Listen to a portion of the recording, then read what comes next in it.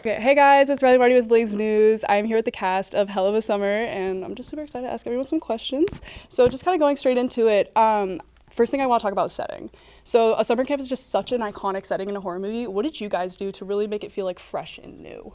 Yeah, I mean, we just looked at, tons of summer camp movies and movies that we loved growing up. And also just, I think part of what makes summer camp so incredible is that a lot of them are very old and they were established a long time ago. And so when you go back to these places, they feel like they're stuck in time. So in a lot of ways, didn't really want it to feel fresh and new in terms of the setting, but rather the characters that are in the setting and sort of what happens there. We sort of put our own spin on. But yeah, the idea that there was still furniture from the 60s that is around, there are very few places that feel like completely stuck in time, and I think summer camps are one of the last places I can think of. Yeah. Going off what you said with characters, I mean, obviously all the characters are very young, young adults and teens. Did you feel like you resonated with your character? Did you feel like there were ways that you could relate with your characters? And if not your character, were there any characters that you guys did resonate with? I resonated with Mike a lot. No, I mean, there's definitely aspects of my own personality in my character, unfortunately.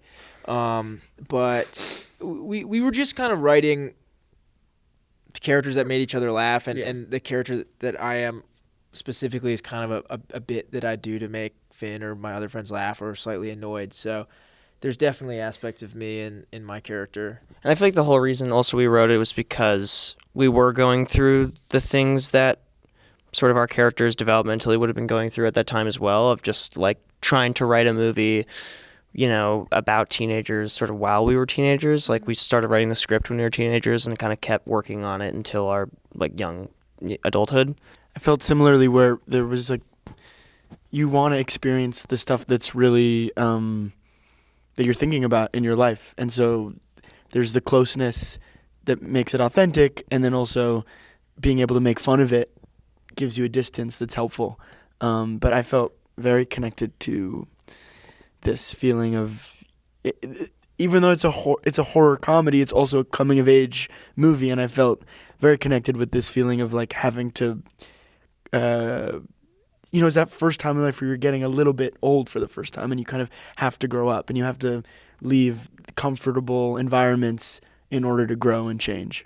So it is a horror comedy, and I feel like that's a very fine line to balance. I feel like they're very different on the sides of the film spectrum and stuff like that, and handling feelings of intensity and adrenaline rush, but also the stuff that makes us laugh. How did you guys find that balance? I think that the funniest moments in the film are born out of the scariest moments in the film, and the fact that we're able to push these characters to their limits, it really just shows who they truly are. And we always said, sometimes in movies you watch a movie and in the first half you set up these characters and then something kind of terrible happens and all of their insecurities and all of their weird neuroses or whatever go away because there's this massive threat in front of them. But what we really wanted to do is write a movie where everything is amplified, and when this terrible thing happens, you'd think, oh, they don't care about, if their crush likes them back or if people think they're hot, they're just going to care about surviving. But we were like, well, what if they cared about surviving and they couldn't help but still be offended that they thought people didn't think they were hot, or they still wanted their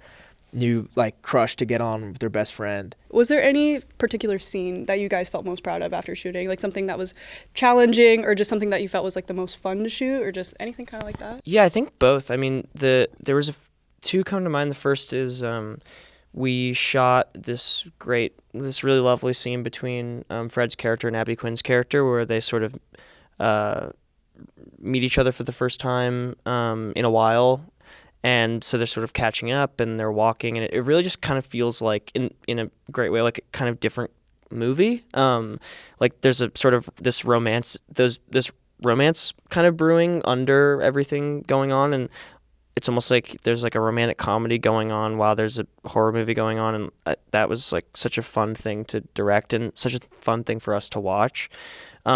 And so we were so proud of just the way that it all came together. And then I would say stuff that was a scene that was incredibly seemingly hard, that we were nervous for, that we were planning for months, and that most of the budget sort of went to, was this ending fire fight scene. Billy was very much involved in. Well, yeah, I mean, it was something that really was the biggest scene in the movie and something we kind of had circled on our calendars. And I think because we planned it so much, it just went sort of shockingly easily. And all the acting stuff, there's like a main acting component that was all done in like one take, really. Like we just got it, and there was a bunch of real fire happening, so we sort of had to. But once we got that, it felt like we had really pulled off. I would say both of those. It's like we had pulled off the things that we really, really wanted to pull off most in the movie, like the biggest moment, but then also the sort of most intimate. And then there's one other kill. There's a kill towards the beginning of the film with someone with an allergy that this was such a blast to shoot, and like a really, it came together really well, I think. I was just thinking about the fire, and it's funny. Sometimes I feel those scenes that you're like the most nervous about and require the most planning, the intensity of them like awaken a performance thing. I mean, Billy and DeFaro are so brilliant in that scene, but we had like a real world, which would be actual fire, you know. So it's like you they could sense like you can only do it so many times, and then and everyone really rose to that occasion, and it's like it's one of the parts of the movie that I think is just I just love it so much, and it's one of my favorite parts. Thank you so much, guys. I really do appreciate your time.